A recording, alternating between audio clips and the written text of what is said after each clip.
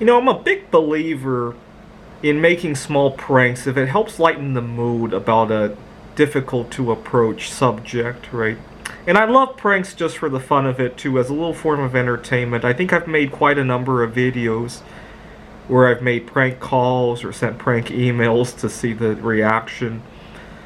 So a few weeks ago, I think I made a call. I called 1-800-BITCOIN just to see if it was some kind of Bitcoin hotline or anything like that. And I left a message saying that I found an old computer with thousands of Bitcoins on them, but I have no idea how to unload them and how much they're worth.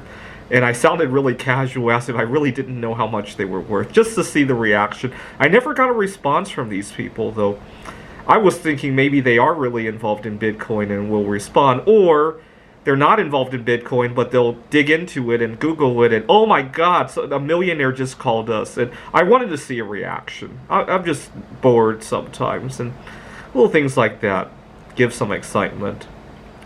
When I was working on my PhD, I had a classmate who I had a difficult time getting a conversation going with him, and I needed to network with the right people. So one day our professor had written something on the board and told us to put this into our calculators to see what it was. And I asked to borrow my classmate's cell phone. He had a calculator in there, and I did it on the calculator. And then after I was done with it, I was still in the calculator mode of the phone, but I put 911 into it to make it look like I was going to call 911. And then I pretended to talk to 911, saying that there had been a fire in the building or something like that. And he chased after me for the phone, and then I showed him, you're still in the calculator mode. And just gave a way to start a conversation, if you will. But I don't know why I especially love phone-related pranks. My dad had taken me to his office one time, take your child to work day, some kind of event, and I decided to, I was looking at his work phone, and it had all these futuristic features. This was before the days of cell phones, so it looked really futuristic. And there was this feature that you could forward calls to another desk at the office, and I decided to forward my dad's phone to his office mates and vice versa to see what would happen. And so I went about the day. I forgot that I even set that up until later that day. The phones in the office rang like crazy because they forwarded one to each other, and the whole office just kind of shook from the phones ringing. And it just gave me a nice way to open up with my dad's coworkers and just lighten the mood a little bit, right? Everything seemed so serious in the office. My dad was really upset at the time. And I love prank calls for some reason. Another time, my dad had taken me to another city where he had a conference, and I was in the hotel, and I decided to this was, again, back in the days when hotel phones looked really futuristic, and there was a way to call a different room in the hotel, and I started dialing like crazy and just asking people random questions, and then I must have dialed 10 or 20 numbers in the space of a few minutes, and then the front desk called me, worried that I had some kind of emergency in there because I was dialing like crazy, just wanting to make sure I was okay. And when my dad heard why the operator had called us, he was so upset. And but that wasn't the craziest prank call I ever made.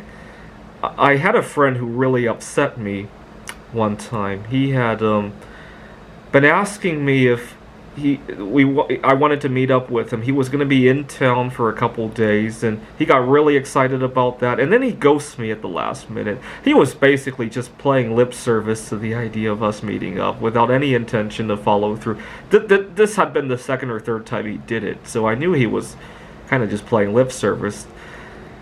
Now, so I happened to have his phone number because we were arranging to meet up, and at the time, I don't know if this will still work, at the time, you could very casually post somebody's phone number on Craigslist.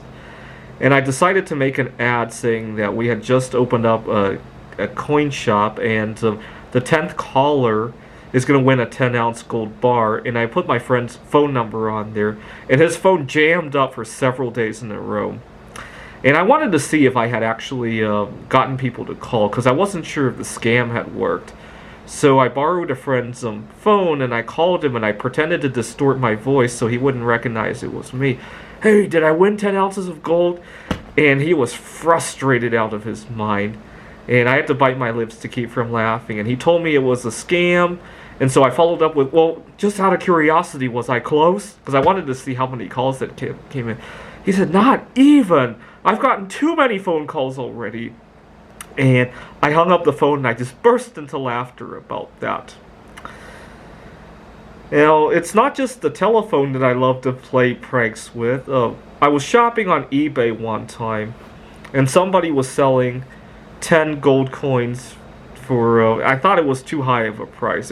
I think it was about 40,000 or best offer. It was 10 double eagle coins that weren't even in that great of a shape. They were worth maybe more like 20 or 30,000, but he was asking 40,000 or best offer. And to put in, to give him a little bit of an insult, I put $4.44 because in Chinese the number 4 sounds like the word for death. And I even wrote in the remarks, 4 is death in big letters. And so I wanted to see his reaction. And so the next day I wanted to go in to see his reaction. I couldn't believe my eyes. When I opened my eBay, it said, "Congratulations, your offer has been accepted." It asked me to pay $4.44. I couldn't believe my eyes. And I thought maybe this guy was just disorganized, and maybe I quickly paid it, hoping that maybe he wouldn't notice that he had accepted the offer. Maybe he might even send it. As I quickly paid him, and for several days, I anxiously watched my mailbox to see if he just might send it. And he didn't. And so I left him negative feedback, and he was so upset about that. He spammed my mailbox saying that, I think he explained that he had children and they were playing with the computer and accidentally accepted it. And what is this about 4 being death, right? And he got really upset. He went to a tirade about that. I was working at a tech giant a few years ago when I felt discriminated for being single. All my colleagues were going away on maternity leave, or at the very least, they were leaving work on time to tend to their family, picking up their children. At the time, I hadn't invented the slogan "Single Lives Matter" yet. So one day, while everybody was away and I was working late, I went to the whiteboard down the hall, and I wrote in big letters, "Marriage is a scam." And I drew a wedding ceremony, and I put a big X on it, and it just became a funny joke. And nobody knew who wrote it, and I wasn't really upset about marriage. I just wanted to go home on time, at least once a week, right? I really loved it when I went out by myself. Go to my favorite restaurant after work. So we just had Halloween. One of my favorite pranks on Halloween is to give people dark baking chocolate, and if they're not expecting it, it can sometimes they throw up. And I had done this. I was living in a house in Pittsburgh, Pennsylvania when I had done this, and later that night, one of the kids' parents was very upset. She explained that her kid has ADHD, and what in the world did I give them? They need to know because their kid has ADHD. And I told her it was dark baking chocolate, and she said, "How can you do this to us? You made us worry. He has a lot of sensitivities." And I said, you got to be worried about all the other houses who are giving your son poison. I'm probably the only house in the entire United States tonight that isn't giving kids poison. And she was confused for 2 seconds, and then she realized what I was talking about, and she got very defensive at the remark as a result. I love little pranks like that. I was trying to get a coworker I was trying to help him quit smoking because I knew he had tried to quit smoking a number of times. One day he went to a meeting and he left his pack of cigarettes on the table in the office, and I decided to do a little bit of artwork and drew a little postcard about how it was time. And I can't remember what I said. It's time. I didn't say to quit smoking, but just it's time. And I rolled it up just like a cigarette, and I shoved it into his pack, hoping that he would see it as some kind of divine intervention. And it's been 6 years since. I think he has quit smoking since then. I don't know if the message helped him. And that gets us to today. My boss gave me a difficult time about wanting to take a day off during the lunar eclipse. And recently he set up a Google Calendar for marking vacation time. And so as a prank, the first thing I did was to look up all of the lunar eclipses over the next century and mark them on there so that he'll know how important it is to me. And to top it off, in 2084, there's a conjunction of the Earth with the Sun from the vantage point of Mars. So I marked off a 6-month period in each way, so a year in total for the trip to Mars to view that and back, right? And I put it all into our calendar, so that 1 year sabbatical plus all the 1 or 2 day vacations to view the lunar eclipses over the next century as a little bit of a prank. I don't think he saw it though, but hopefully he'll see the next one and the next one, and eventually he might realize, oh my god, this is all marked out. And it just helps lighten the mood. Otherwise, the idea that I have to ask for a vacation day is just too much, right? A little bit lightening of the mood can sometimes help move things, right?